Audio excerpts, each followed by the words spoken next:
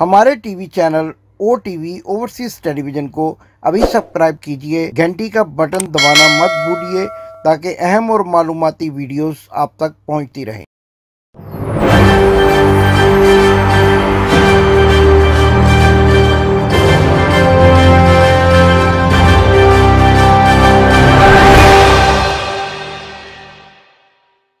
बिस्मिल्लाहिर्रहमानिर्रहीम। नाज़रीन, मैं हूं आपका होस्ट इमदाद हुसैन शहजाद और लंदन से अपने व्लॉग लंदन टॉक के साथ आपकी खिदमत में अस्सलाम वालेकुम अर्ज करता हूं। नाज़रीन, 19 सितंबर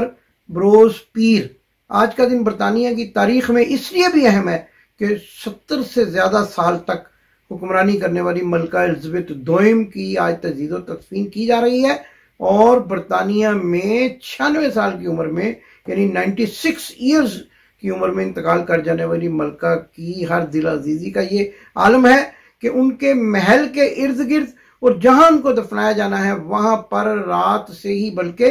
गुज़श्ता कई रोज से लोग जो है खैमों की सूरत में अपनी रहायशगाह बनाए हुए हैं और अपनी मलका से अकीदत और एहतराम के लिए वो यहीं पर अपनी रहायश रखे हुए। नाज़रीन, इसके अलावा मेरे पास लंदन से एक इंतहाई अहम खबर मौजूद है। पाकिस्तान के वजीर आजम और चंद मफरूर मुजरमों के साथ मुलाकात की कहानी क्या है, क्या मुलाकात हुई और पाकिस्तान से अदालती मफरूर लोगों ने पाकिस्तान की किस्मत के क्या क्या फैसले किए, नए आर्मी चीफ की तकर्री के बारे में क्या बात की गई, क्या फैसला किया गया, दोनों भाइयों के दरमियान किस कदर तल्ख सूरत रही, नाखुशगवार मुलाकात रही और क्या क्या कहानियां जन्म लेती रही, ये सब आपके सामने रखना है। लेकिन इससे पहले कि मैं आपके सामने एक्सक्लूसिव स्टोरीज रखूं, ऐसी खबरें रखूं कि जो अभी तक आपने किसी चैनल पर नहीं देखी होंगी, आपसे गुजारिश है कि आपने अभी तक अगर मेरे चैनल को सब्सक्राइब नहीं किया तो बराए मेहरबानी घंटी का बटन दबाकर चैनल को सब्सक्राइब करें,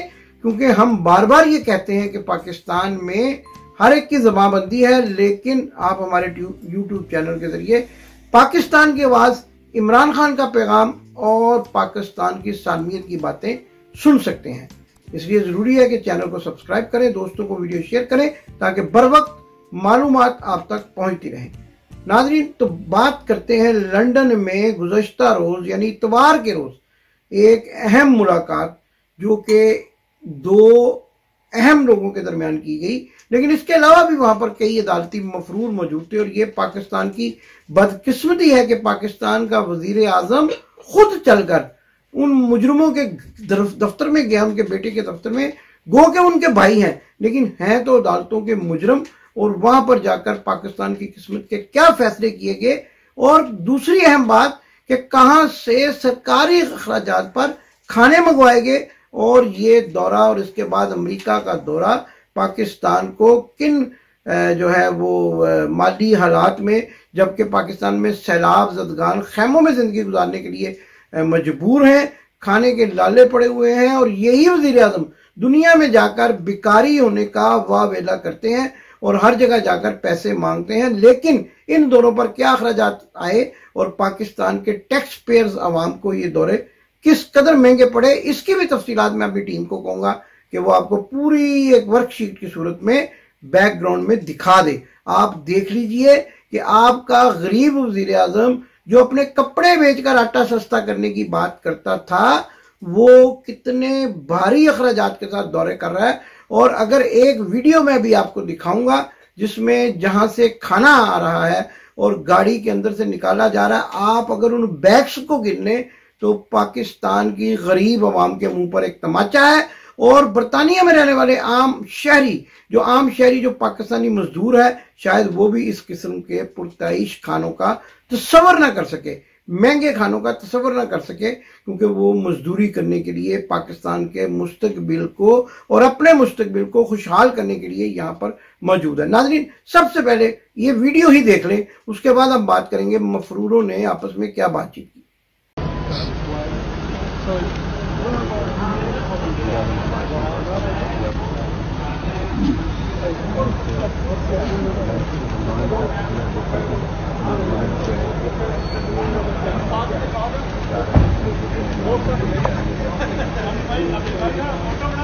पीएम सबको मैकडॉनल्ड खिला रहे हैं।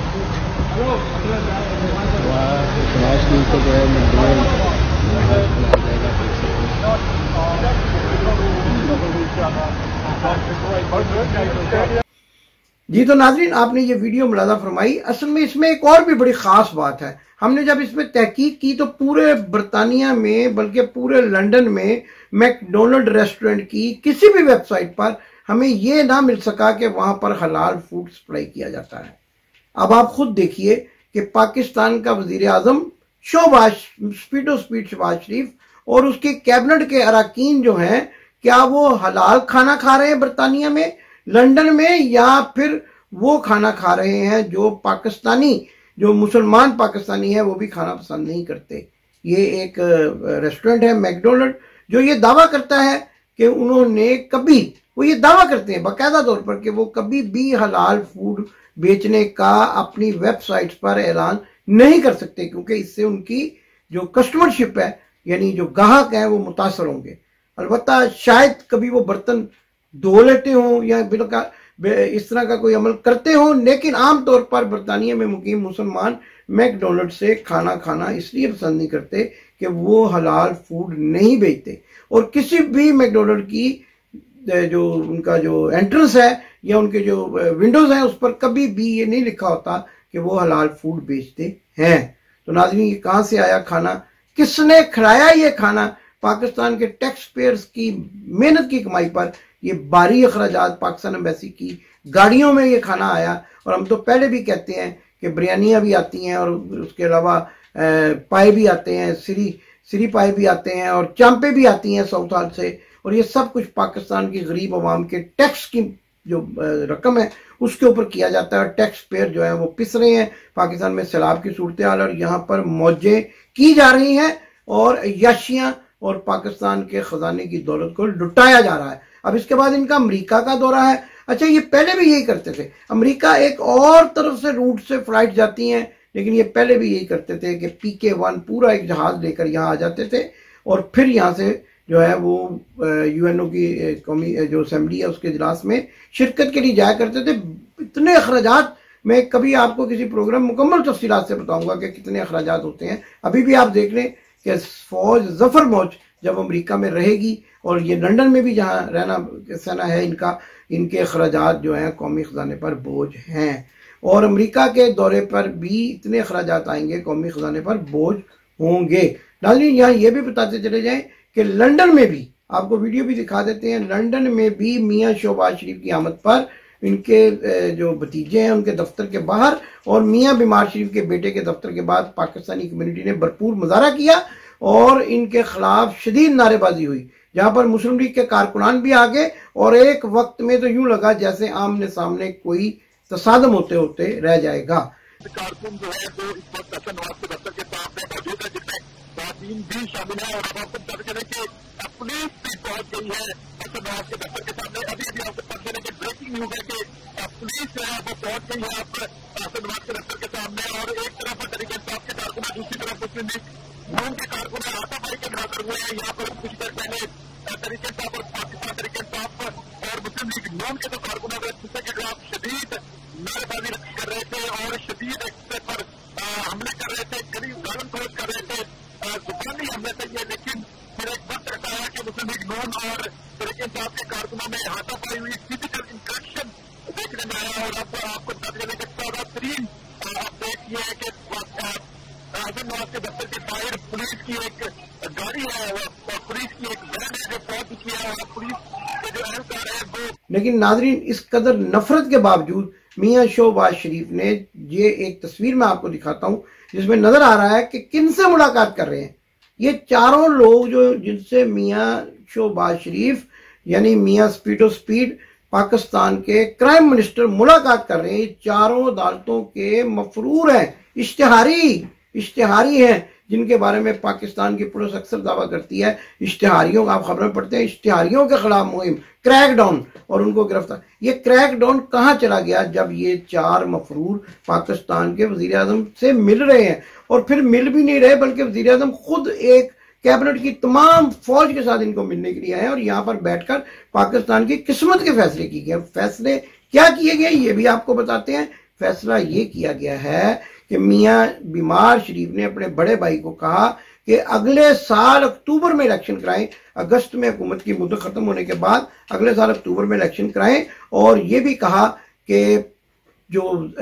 आर्मी चीफ की तैनाती के लिए नाम है उनमें जनरल फैज हमीद के नाम पर भी गौर किया जाएगा। लेकिन इसके साथ साथ ये अंदिया भी दे दिया, बल्कि हमारे करीबी जराए बताते हैं कि उन्होंने वाज़ेह तौर पर कह दिया कि जनरल आसिम मुनीर को आर्मी चीफ बनाया जाएगा। अब जनरल आसिम मुनीर जो हैं, अगर ये फैसला उनकी रिटायरमेंट से 3 हफ्ते पहले किया जाता है तो वो सीनियरिटी पर नंबर 1 होंगे और उनके बाद जो है वो 4 जनरल मजीद होंगे। और अगर ये फैसला सीनियरिटी पर और 4 हफ्ते पहले यानी जनरल बाजवा की रिटायरमेंट से पहले किया जाता है तो यकीनन सबसे पहला नाम जनरल आसिम मुनीर का होगा। सैयद बादशाह हैं, जनरल सैयद आसिम मुनीर के नाम से जाने जाते हैं, प्रोफेशनल सोल्जर समझे जाते हैं। एनीवेज मियां बीमार शरीफ ने अपने भाई को हदायत कर दी है कि जनरल आसिफ मुनीर के नाम को रिकमेंड किया जाए। अब क्या खेल खेला जाएगा ये आने वाले दिनों में ही मालूम हो सकेगा और उसके बाद क्या किया जाएगा ये भी आने वाले दिनों में मालूम हो सकेगा। लेकिन जराए ये भी बता रहे हैं कि मियां बीमार शरीफ ने भाई को जनरल फैज हमीद के नाम पर गौर करने के लिए भी कहा है और हो सकता है कि इन सारे मामलात में वक्त आने पर जनरल फैज हमीद से भी मामलात दुरुस्त हो जाए और इसके साथ साथ जो है वो इमरान खान की भी ये बात मान ली जाए। और यूं लगता है कि शायद इस नाम पर यानी जनरल फैज हमीद के नाम पर जनरल बाजवा भी मान जाएंगे। लेकिन दूसरी तरफ एक और सूरत हाल है कि अगर जनरल आसिम मुनीर जो है वो रिटायर्ड हो जाते हैं तो फिर सबसे पहले जिनका नाम आता है उनके बारे में मैं कई मरतबा ये तज़किया दे चुका हूं, आप ये नोट फरमा लीजिए कि अगर मेरे तज़किये के मुताबिक फैसला हुआ तो यकीनन ये फैसला जनरल साहर के बारे में होगा और जनरल साहर ही जो हैं वो आइंदा आर्मी चीफ बनेंगे जो इस वक्त रावलपिंडी के कोर कमांडर हैं। क्योंकि अगर जनरल आसिम मुनीर जिनकी रिटायरमेंट जो है वो भी नवंबर में ही ड्यू है, जनरल बाजवा हैं उनसे कुछ देर बाद, तो फिर यकीनन अगर वो रिटायरमेंट से कुछ दिन पहले फैसला हुआ तो फिर जनरल साहर का ही नाम सामने आएगा। कहा जाता है कि जनरल साहर एक शरीफ आदमी है और उनकी कोई औलाद भी नहीं है और अपनी तमाम तर जायदाद उन्होंने एक ट्रस्ट को दे रखी है जो कि किसी यतीम खाने वगैरह का जिसमें जिक्र किया जाता है और वो इस तरह के मामला में कोई ज्यादा दिलचस्पी भी नहीं रखते। लेकिन सीनियरिटी के हिसाब से जब उनका नाम सामने आ जाएगा तो ये भी हो सकता है कि उनको आर्मी चीफ तैनात कर दिया जाए। नाज़रीन, दूसरी जो सबसे अहम और दिलचस्प बात है वो ये है कि एक लिस्ट जारी की गई है बरतानवी हुकूमत की जानिब से कि किन किन सरबराहान मुमलिकत को राजहानी मलका की तदफीन के मौके पर मदऊ किया गया है। उस लिस्ट में हमारे वजीर आजम मियां शहबाज शरीफ का कई नाम नहीं है, जिनको मदऊ नहीं किया गया नाम उसमें भी नहीं है। अब ये बिल्कुल दरमियान वाली कोई सूरत हाल है कि जिसमें ये खुद ब खुद ही उठकर आ गए हैं और आकर शामिल हो गए हैं। अब कोई किसी के जनाजे में आ ही जाए तो क्या उसको रोका जा सकता है? यकीनन उसको नहीं रोका जा सकता। लिहाजा आज जो इस्तकबालिया दी, कल ये जो इस्तकबालिया दिया गया यानी इतवार के रोज प्रिंस चार्ल्स की जानिब से जो कि आने वाले जो किंग हैं बल्कि किंग बन चुके हैं उनकी जानिब से जो सरबराहान ममलिकत आए वहां भी मियां शहबाज शरीफ जो है उनको नजरअंदाज किया गया। लेकिन बताया यह जाता है कि खुद ही आगे बढ़कर उन्होंने टूटी फूटी अंग्रेजी बोलना शुरू कर दी और अपनी उसी अंग्रेजी में जिसमें वो बातें किया करते हैं पर्ची निकाल निकाल कर ताजियत का इजहार करते रहे। और इस ताजियत के मौके पर साथ में किंग चार्ल्स को यह भी कह दिया कि पाकिस्तान के सलाब ज़दगान की जो आपने मदद की है वो भी काबिल तहसीन है। इनकी ये बात सुनकर किंग चार्ल्स का मुंह खुले का खुला रह गया, हैरत से इनको देखना शुरू हो गए क्योंकि ये मौका ऐसी बात करने का तो था ही नहीं, ये मौका तो सिर्फ इजहार ताजियत करने का था मलका की वफात के ऊपर। तो बहरहाल ये टूटी फूटी अंग्रेजी में हमारे वजीर आजम ऐसी बातें करते रहे और बाद जब पाकिस्तान हाई कमीशन ने एक प्रेस रिलीज जारी की उसमें एक लंबा चौड़ा बयान जो है वजीर आजम पाकिस्तान की जानिब से कि मियां शहबाज शरीफ की किंग चार्ल्स के साथ ये गुफ्तगू हुई। हमने जब उसके बारे में उसको पाकिस्तान हाई कमीशन के जो प्रेस के लोग हैं उनको ये पूछा कि क्या ये वाकई इतनी लंबी गुफ्तगू हुई है किंग चार्ल्स के साथ, अगर हुई है तो हमें कोई वीडियो मुहैया की जाए और क्या ये गुफ्तगू अंग्रेजी में हुई है, जैपनीज में हुई है, रशियन में हुई है या पाकिस्तानी जुबान में, यह भी हमें बताया जाए। तो दूसरी तरफ से मुकम्मल खामोशी छा गई और वो बयान जिसने लिखा था वो भी बेचारा शर्मिंदा होकर हमारे व्हाट्सएप मैसेज का जवाब ना दे सका क्योंकि जो लिखा लिखाया बयान होता है वो और होता है, जो आमने सामने बातचीत होती है। वहां जहां पर यह तकरीब हो रही थी इतना टाइम नहीं था कि जो शहनशाह पाकिस्तान है वो शहनशाह बरतानिया को 1.5 घंटा ताज़ियत का इजहार करते हैं, और वो भी अपनी टूटी फूटी अंग्रेजी में। लिहाजा ये बड़ी दिलचस्प खबर मैंने आपके सामने रखी है कि बाकायदा तौर पर मियाँ शहबाज शरीफ को बुलाया ही नहीं गया और वो खुद ही तशरीफ ले आए, और एयरपोर्ट पर जो सलूक हुआ उनके साथ, वहां पर एक पाकिस्तान हाई कमीशन ने बड़ी तकोदो करके जो है वो एक ऐसे शख्स को उनके इस्तकबाल के लिए बुलाया जो रिटायर्ड फॉरेन सेक्रेटरी हैं, और रिटायर्ड फॉरेन सेक्रेटरी पर शायद डिप्टी फॉरेन सेक्रेटरी हैं, उनको बुलाया गया और उनका इस्तकबाल जो है मियाँ शहबाज शरीफ का वो सरकारी तौर पर करवाया गया। अब रिटायर्ड लोगों से इस्तकबाल, रशिया में बेइज्जती और दुनिया में, और जहां अब जा रहे हैं अमेरिका में, वहां की भी आपको खबर देते हैं। क़ौम मुत्तहिदा से खिताब करेंगे 23 सितंबर को, उसी दिन पाकिस्तान कम्युनिटी ने बहुत बड़े इनके जो है इनके खिलाफ मुजाहरे का ऐलान कर रखा है, और जैसा कि हमारी इतलात हम तक पहुंच रही हैं, वहां पर जगह जगह जो है वो इनके खिलाफ मुखालफाना बैनर्स लगा दिए गए हैं। क़ौम मुत्तहिदा के सामने एक जगह है जिसको पीस पार्क कहते हैं, वहां पर जो मुख्तलिफ ममालिक के लोग हैं वो वहां मुजाहरा करते हैं। वहां पर इस मुजाहरे का न्यूयॉर्क में एहतमाम किया गया है, और जब मियाँ शहबाज शरीफ क़ौम मुत्तहिदा के जनरल असेंबली के इजलास से खिताब कर रहे होंगे इस इम्पोर्टेड हुकूमत के खिलाफ, पाकिस्तानी कम्युनिटी वहां पर मुजाहरा कर रही होगी। आखिर में चलते चलते आपको ये भी बताते चले जाएं कि मियाँ शहबाज शरीफ की और मियाँ बीमार शरीफ की जो मुलाकात है खुशगवार माहौल में नहीं थी, और गुलाम दस्तगीर खान के एक रोज पहले के बयान ने मरियम नवाज के बारे में कि मरियम नवाज को नजरअंदाज नहीं किया जा सकता, यह पैगाम भी दे दिया कि मियाँ बीमार शरीफ के मशवरे के बगैर आर्मी चीफ की तैनाती नहीं हो सकती। लिहाजा ये सारी सूरत हम आपके सामने रखी है। मियाँ शहबाज शरीफ सरकारी खर्चे पर अमेरिका जा रहे हैं, क्या खर्चात होंगे, सारी बातें आपको बता दी हैं। आने वाले दिनों में लंदन से क्या बड़ी खबरें आएंगी, और जाते जाते ये भी बताते चले जाएं कि शहबाज शरीफ को उनके भाई मफरूर आजम पाकिस्तान मियाँ बीमार शरीफ ने यह भी कह दिया कि वो पाकिस्तान आने का फिलहाल कोई इरादा नहीं रखते। पाकिस्तान के इस सारे सिनेरियो में, सारे तजिए में आखिरकार जो बात सामने आती है वो यही है कि पाकिस्तान आने वाले दिनों में इमरान खान की क़यादत में एक खुशहाल मुल्क बनेगा, बनना है इंशाल्लाह, और ये फैसला